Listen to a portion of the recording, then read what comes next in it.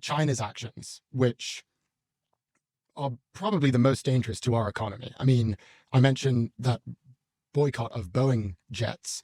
I mean, China has historically accounted for a quarter of Boeing sales. Our biggest exporter by dollar volume, Boeing. Largest exporter. They're also curbing these rare earth minerals. And these are the materials we use to create jets, to create satellites, to create batteries. And they control 90% of the global production supply of rare earth minerals. And it does sort of beg the question, like, can we actually win this?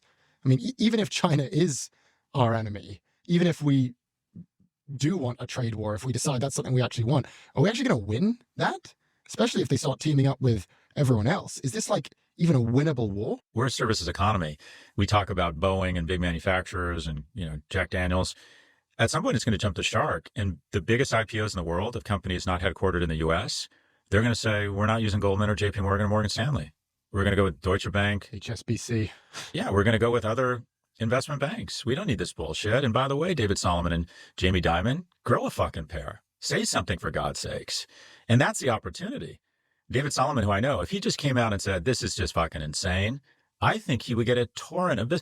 Their best business, the business they've all tried to evolve, is wealth management because it's much more predictable. They can produce between 50 and 100 basis points a year on AUM from wealthy people by managing their taxes, being thoughtful. And by the way, I know firsthand, they do a great job. They do a great job. And it's a better business because it's not subject to all these fluctuations from the market.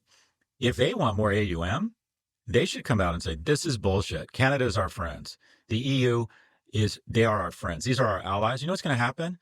A bunch of really super wealthy people are going to say, oh my God, I'd like to invest in the company run by a guy who has fucking testicles.